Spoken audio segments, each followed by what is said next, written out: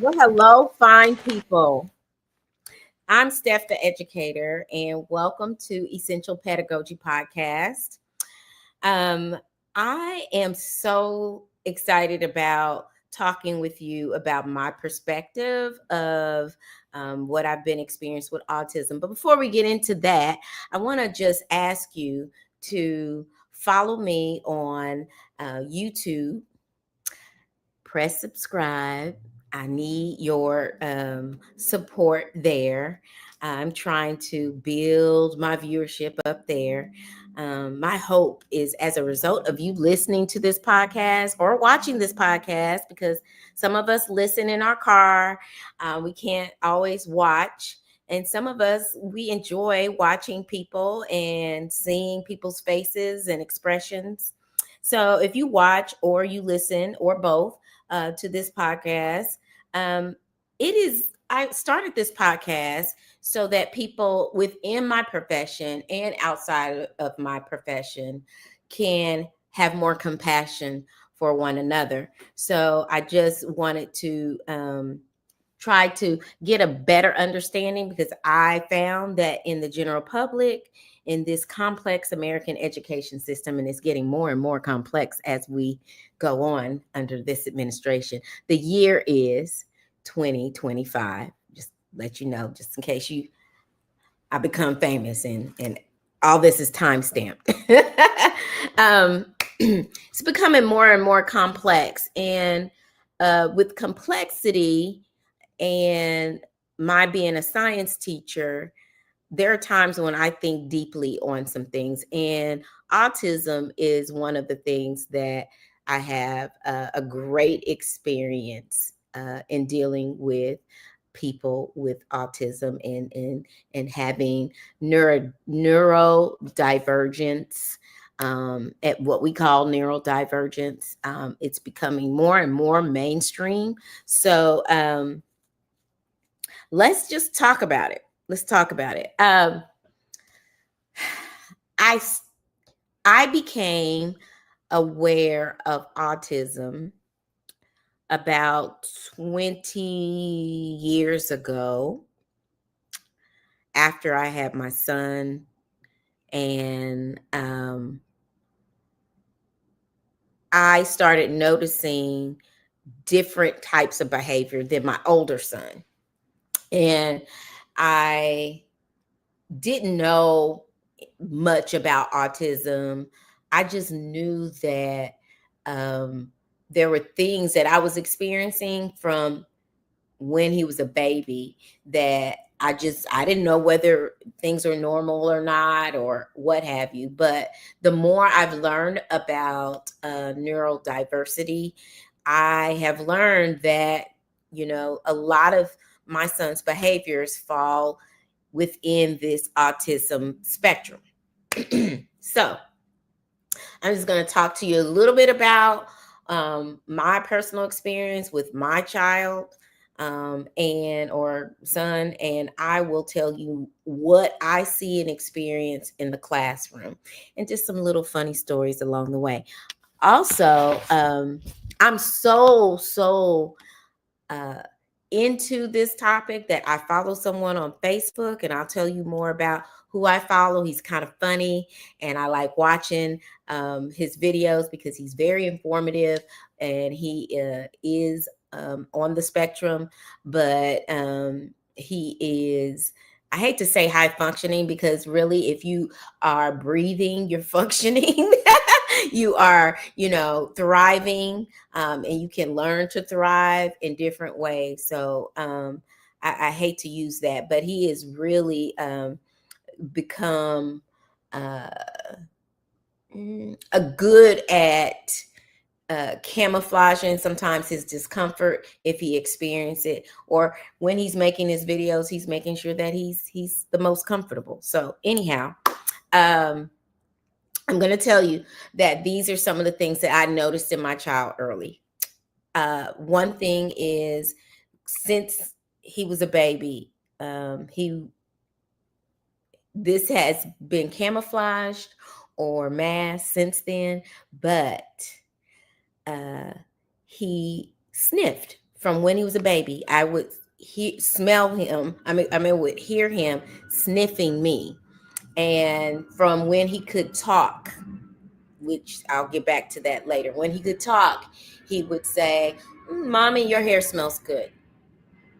Because I'd hold him and he'd sniff my hair, all that. Your hair smells good. He would touch things. He would touch my shirt and rub it, and touch things and rub it. And he was highly had this sensory thing about him, which I didn't really connect that, right? He did not like the sound of the vacuum cleaner. He was one of the few toddlers that didn't desire really to go to Chuck E. Cheese because it was loud. He didn't like it. It was loud. He didn't really enjoy it. In fact, when he got older, probably like 6, we would go to Olive Garden. I think I was protesting McDonald's as early as him being 6 or 7. And we would go to Olive Garden instead because I felt like Olive Garden had the same pricing structure as McDonald's, but healthier food for my children.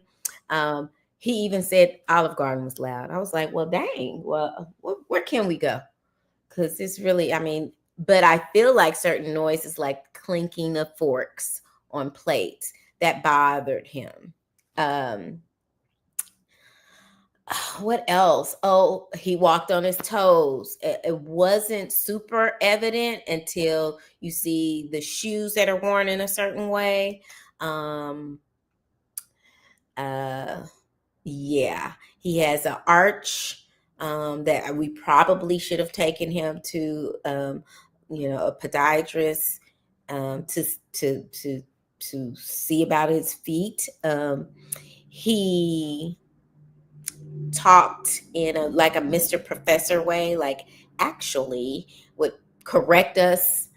He was very blunt with his speech as far as his friends were concerned. He would talk to them and say things bluntly, whether it was received as nice or not. He would prefer not to go and he wanted to play with the ball, a certain ball, did not want to share. And so his options was you either share or you come in the house and you don't have the ball. And his choice was every time come in the house. It didn't faze him. Or I would try to put a consequence out there. Okay, then you can't go with us to such and such place, or we're getting ready to go to the store, or we're getting ready to go over our friend's house. The whole family's going, but I don't think you're going to be able to go because you're not doing this. This was my way of trying to get him to do, but he was very stubborn, and he'd be like, okay, then I won't go. I'll stay by myself at home. So it was hard to come up with consequences for someone that was really rigid and difficult. So yeah. So those are the things that I experienced at home. Fast forward to, well, not really fast forward. That was kind of ongoing. He didn't really look at people in the eye much. He gave off the appearance of shy, like an ultra shy child. But he really had interest, and he was a likable kid once you got to know him. But fast forward with my career. Okay,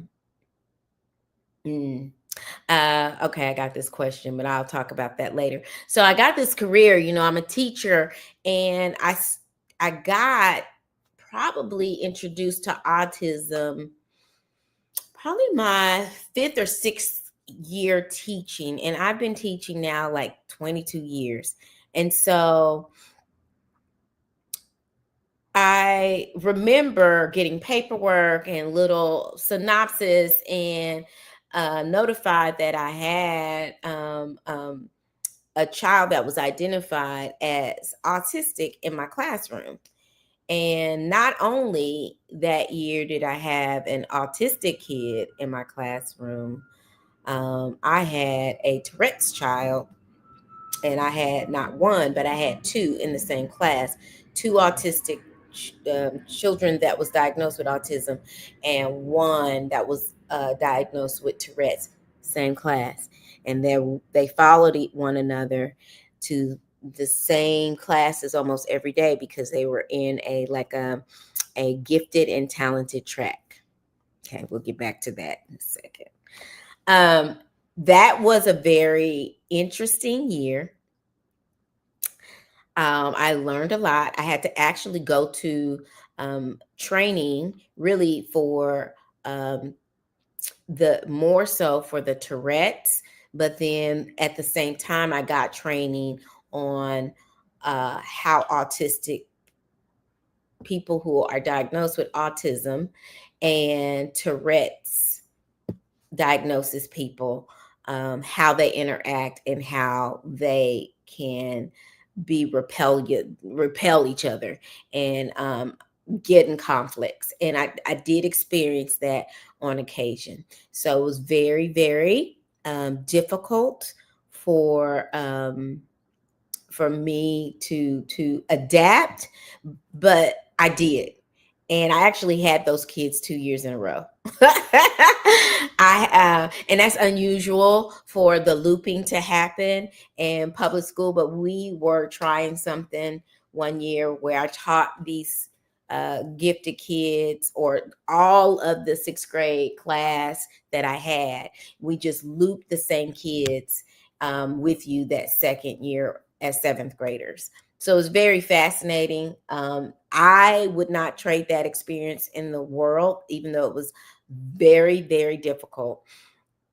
I had two children that was diagnosed with autism in the class. I had a Tourette's child, but not only that, I had 33 consistent children in that class at that time, and I taught science. And my class was not built for 33 kids. And at some point, that number crept up to 37.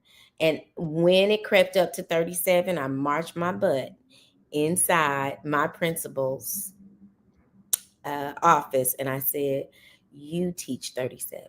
I will not teach 37 kids." I already had to split the students' lab days because I only had enough lab table space for probably 26, 27 kids. 33 was just too much with equipment and glass and possible cutting items and thermometers that were made of glass and just different chemicals, things like that. So I absolutely was had to put my foot down as an educator to do that. So what I have increasingly seen over the years is an uptick in the number of people diagnosed with autism in my class, where it used to be I had one or two a day because I taught 5 to 6 classes, 7 classes some years. To now I have 1 to 2, maybe 3 in every class that I have. And maybe there's 2 definitely diagnosed and have accommodations. Now, I'm saying this because I feel like the neurodiversion is very fascinating. I sometimes am what my mother would call tickled, tickled by some of the things that happen in my classroom. And sometimes it's so challenging that I'm literally exhausted. And so there's a phenomenon of an uptick and of of people diagnosed, and there's people who aren't diagnosed, because there's been an uptick, I feel like, in masking. Now, I feel like autism is not really a new phenomenon. I feel like autism has existed since the beginning of, like, there is a man that I knew from college who was definitely neurodivergent and gifted, that he entered my university that I attended, and he never left. In fact, he passed away, still not attending school, but being very much a part of the school culture and on the campus. Um, I don't know how old Butch was. I can't remember, but was definitely in his 70s, if not 80s. And if he was definitely autistic. So it's not something new, but it is definitely a phenomenon that I see an increase in the classroom. And I think some of the characteristics are becoming more and more obvious, and more. Um, how can I explain? Um, uh, like our environment has massaged the characteristics to where it bubbles up in even more dramatic ways. I feel like in class, I feel like the experience of being autistic is exploding out of children, where it was masked and managed within and out. I don't even know if it was managed within, because I'm not autistic, so I don't know how how they manage things within, how they feel within. I do know that autistic children have sleeping issues, so sometimes they may have a hard time going to sleep at night, and so then they're tired in the classroom. And so I want to talk a little bit more about how autistic children present themselves at school, and how sometimes those things could be different at home. So at school, what I see is sometimes a very matter of fact type of speech pattern that creates a Mr. Professor type expertise feeling that you have. And sometimes, because of uh, uh, their hyper interest in things, that science sometimes tends to be a place where they gravitate to having a hyper knowledge about some things. So then they can tend to sound Mr. Professor-ish or Miss Professor-ish in class.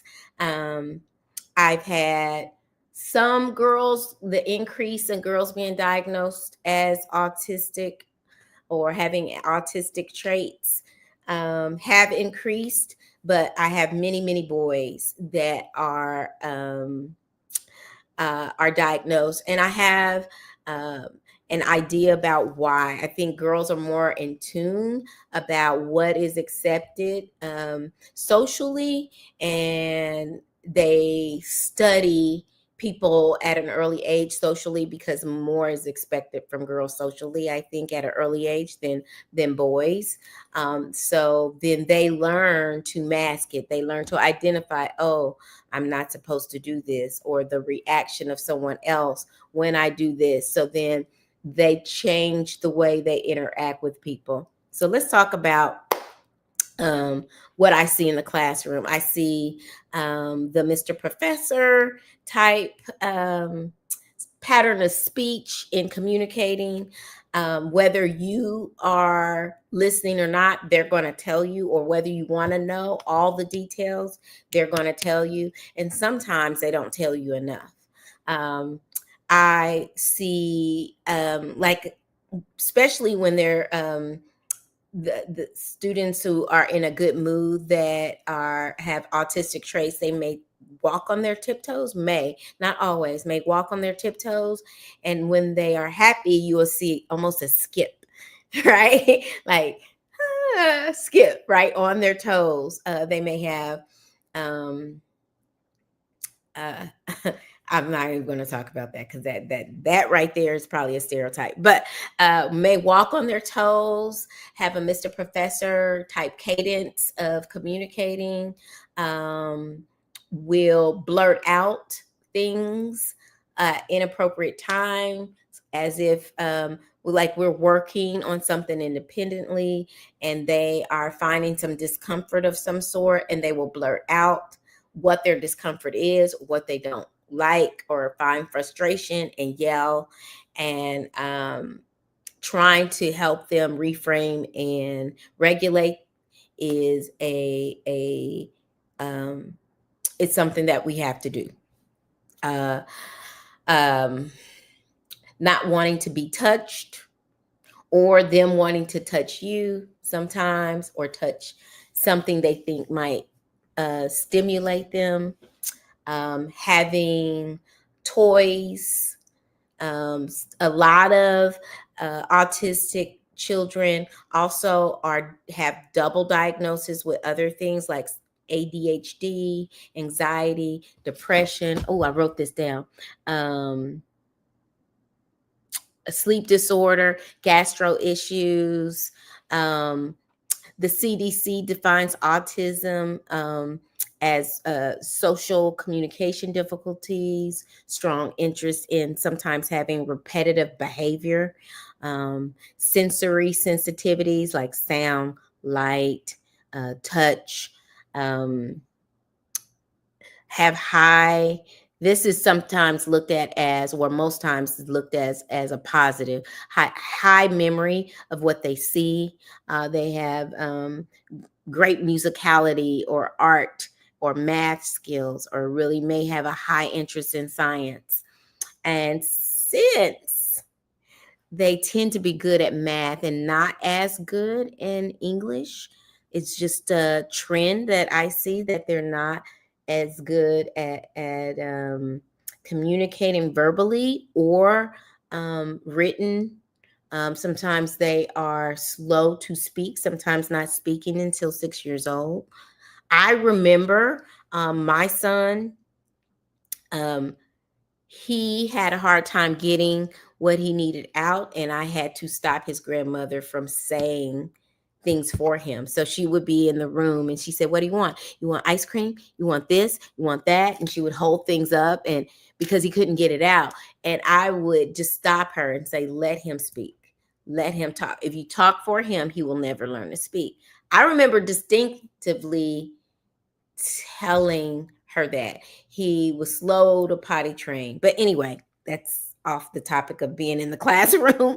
um, but yeah, they tend to get in conflicts with students who may not be aware. They may be so high masking that they do not show their neuro difference until it certain environments or certain types of transitions in the classroom. Say, for instance, we're doing a activity where we're doing whole class. We're doing something as a whole class. Get your Chromebooks out or get your paper out. We're writing this down, right? Then we transition to, okay, you do a little bit on your own, you do a little bit on your own. Now we're going to get into groups and we're going to do something hands-on with a group. Now we, if you don't tell your child that has autistic traits that they're going to be working with a certain group of people, then they may go berserk over that. So sometimes it's good for you to find out, like, hey, who do you like working with? Who would you prefer to work with in this room? Take a look around and see who you can work with well, because when there's a clash, sometimes there's a big clash. and it's not friendly friend. It's not. And I tend to have the most autistic numbers of autistic children in the beginning of my classes, like the early in the day, because they tend to be better at math than they are in other topics. And so then math is scheduled in the afternoon. So I would have them more so earlier in the day.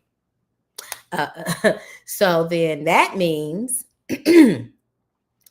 I need to be rested well, because lots of them are routine, very high routine, very good with time, or awful with time. So if they're good with time, they're super early. So they're at my door. Like if tutoring is at 7:30, they may be there at 7:15, 7 o'clock, waiting on me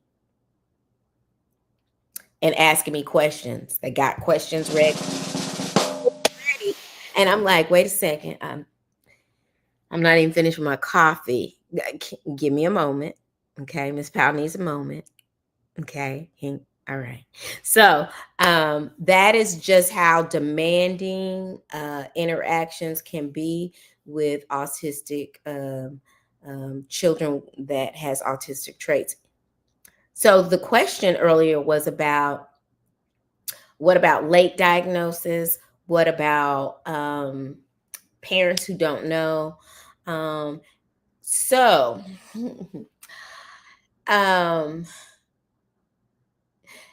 when it comes to autism, it's been connected to genetics.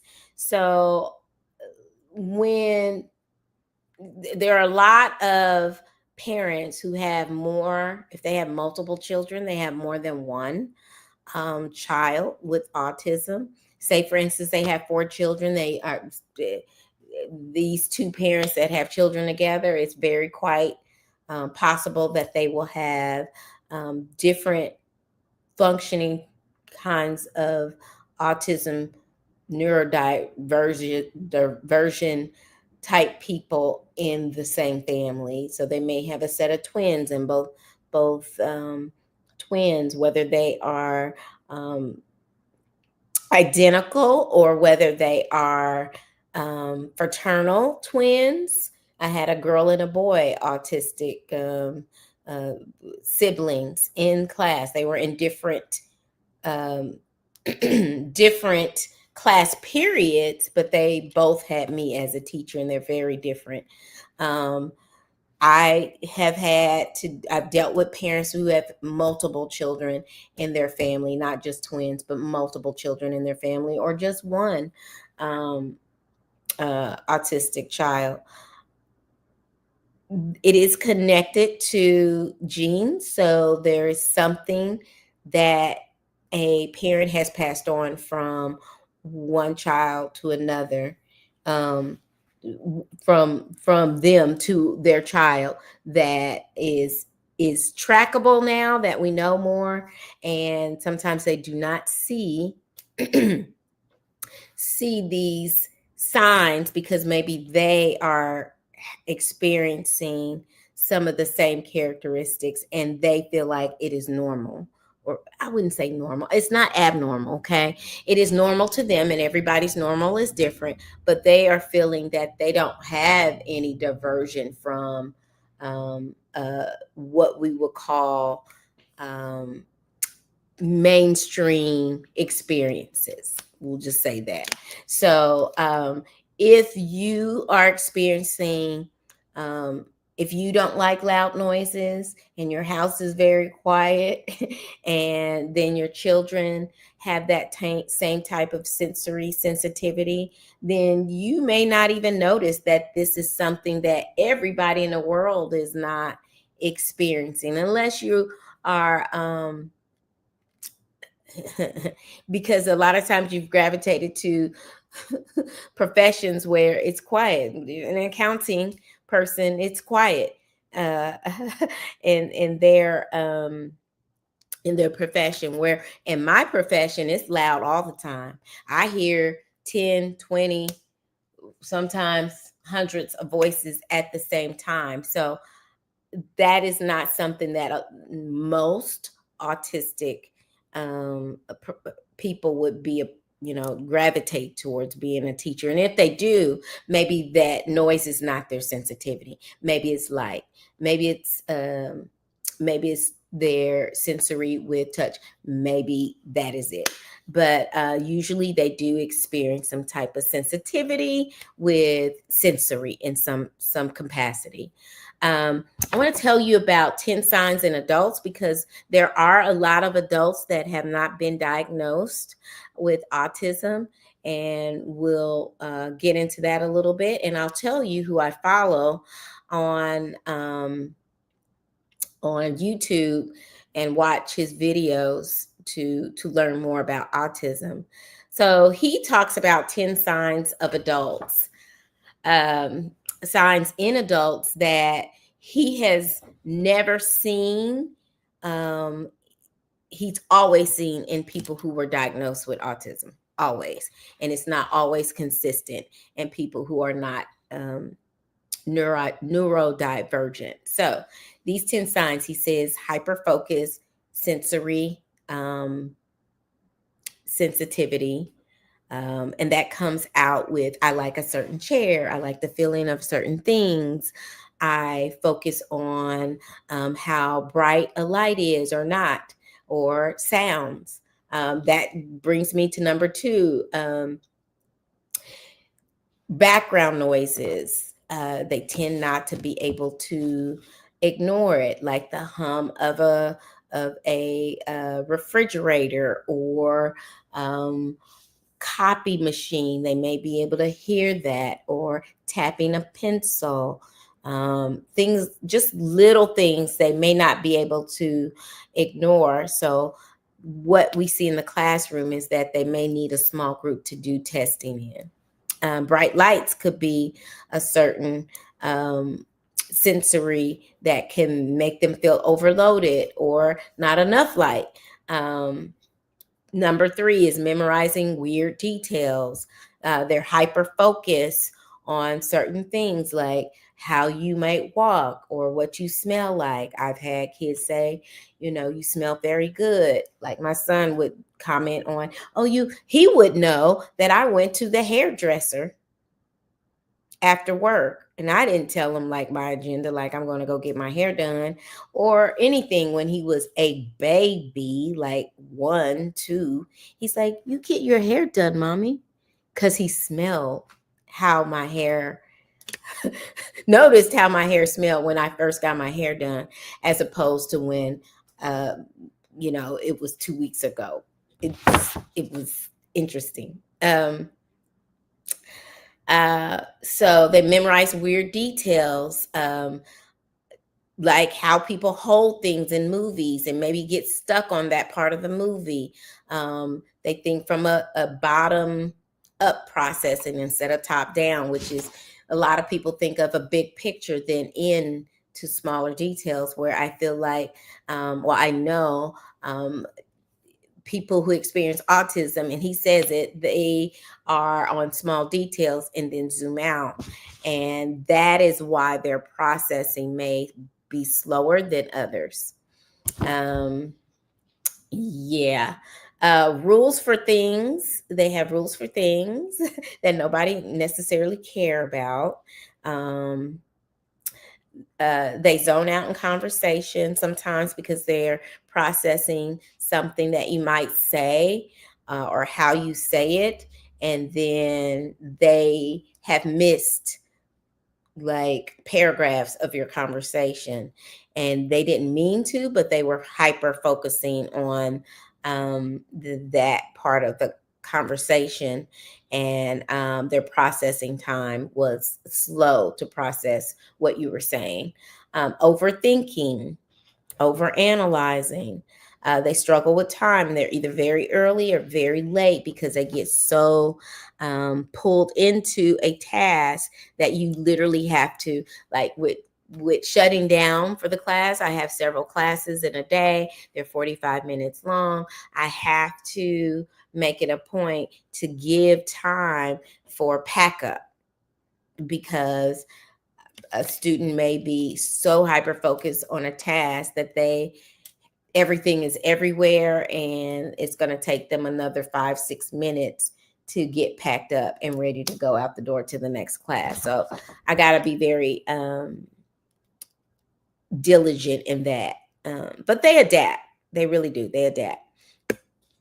Food textures, eating habits, moods, mood swings. Over and under explaining is number 10. Mood swings is number 9. 8 was food texture. Struggling with time was number 7. Overthinking, overanalyzing. And that sometimes can come out as professor, I'm the expert type cadence. The person that came out with this list and has video on his YouTube channel is called Auticate, is AUTICATE.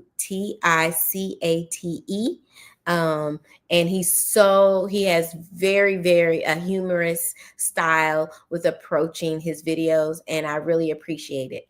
Another show I watch to understand autism a little better is Love on a Spectrum. And it really does make me have more compassion for my students with autism, and help me to understand my life better. Like, I feel like as I get older, it's harder and harder and harder to date out in these streets, man. I'm telling you, getting that right fit. And so then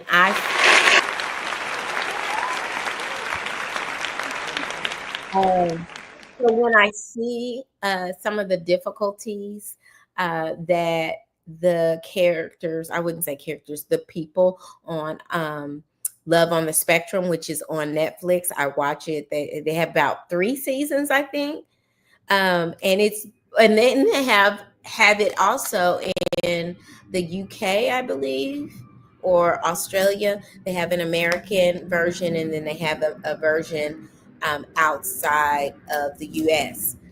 And let me just tell you, it's been an eye opener. Like, sometimes I wish I had some of the characteristics of getting to the point. Because let me tell you, when I see these autistic people, adults, when they date, they pretty much get to the point of, I don't think you're going to be a good fit for me. You like this, I like that. No, you want kids. I'm not even going to bend on the fact that because I just don't want kids, or I want kids, you don't. And so see you later. This was our first date. Goodbye. I really admire that. They don't waste time, and I'm learning lessons from them. Like, look, stop dragging this on with people you know.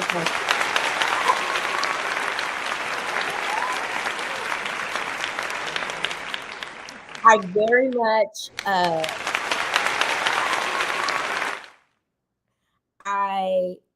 I feel like I am very, very intrigued with people who exhibit autistic traits, because I have a son that I struggled with, and now have a better understanding of how he shows affection towards me, because he's not a big touchy-feely person anymore. It has evolved to him just being kind of standoffish and things like that. His communication style is different. And so it took me some getting used to, but I love him very much. I had to have time to understand how he expressed himself, and or sometimes how he doesn't express himself. And I find that I understand my students better because I deal with some of these things that bubble up in my own personal life. And it takes a lot out of me. And I am positive it takes a lot out of parents, because when we see things at school, we see a lot of masking or camouflaging of autistic traits, or what by the time students get to high school, middle school and high school, they have had so many experiences to where they understand that some of the behaviors that they exhibit um, uh, creates a certain reaction. So they've learned to mask or camouflage so much, and it takes so much out of them during the day that when they go home, they fall apart, they explode, they are they let it out so much more, let out their emotions so much more, that because they were holding so much in at school. And so I try to provide an environment where everybody can be themselves, and I respect wishes of people within what I can do. I can't always have uh, um, a child who wants to work by themselves on lab experiments, because we don't have enough tools for this, and we have to learn to work in community and with other people. So that's part of the socialization that we provide. But I can offer some choice in who a child prefers to work with out of all the people they have that they're in the room with. So I can do that. I can act with a compassionate heart, and when we have difficulties, that we have discussions and come up with resolutions that both, you know, I, as the educator, and the child as a learner, can thrive in. So that is my goal. I love learning about this, and I wanted to give you guys my point of view of autism and how it shows up in the classroom. I have had a child to be diagnosed late in middle school, high school. And sometimes people are not diagnosed until they've been masking so long or camouflaging so long. They don't get identified until adulthood. And so I just like for everybody to understand that we're not alike, but that doesn't mean that we're not loving people, that people deserve not to be given a chance to be related to at their level. And so I just want people to understand that there is an uptick, an increase of diagnosis of autism, but with that uptick, I see many more students who are masking some characteristics of autism, and having those effects affect them in the classroom. Um, I don't know what is causing this uptick. I would not think it's rumored in some circles. It's believed, but has been debunked scientifically, I will say, that vaccines are connected to increase in autism. I don't believe that. I believe that genetically, um, uh, humans have changed over time, and it's something probably to do with our environment, but we have changed over time, not all from one particular stimulus, but something has changed to where our inner fiber, our genetics has changed. So it's not bad or good, but it is something that has happened to help us to survive in our environment. That is what evolution is. Now, I don't believe in evolution of, the monkeys becoming humans. uh, so that is not true. But I do believe that things change over time, or you adapt to your environment. Like, we're in the South, we don't have a lot of thick hair on our bodies to keep us warm because it's hot, right? Or sometimes we have more hair on our bodies in the wintertime than we do in the summertime. You may not notice that, but that does actually happen. But yeah, I am very fascinated by this topic. I'm not the expert, but I will say that I have a lot of experience in dealing with children one-on-one and in group settings that have autistic traits. And I am very fascinated and I love them. And I hope that everybody learns more about autism because it is a phenomenon that is increasing and everybody deserves to be understood. So, guys, until next time, I'll be back in 2 weeks. I am here every first and third Thursday, and I'll have more topics to come. I am working on guests, but boy, I tell you, people don't like talking, or they do, but only what they want to talk about. And sometimes people feel like they want to talk or they feel like they want to talk, but then when it comes down to crunch time to be interviewed or really talk about things that they know they're very shy or scared of backlash from what they're going to say. But what I will say to that is people are always going to have something to say about what you have to say or whatever your expertise is, or there's always going to be some misunderstanding among people, but that does not have to keep us quiet. Like, I felt passionate about this topic, so I'm going to talk about it. And I hope to see you guys in 2 weeks. Thank you so much for watching Essential Pedagogy, and I'll see you guys in 2 weeks. Thank you.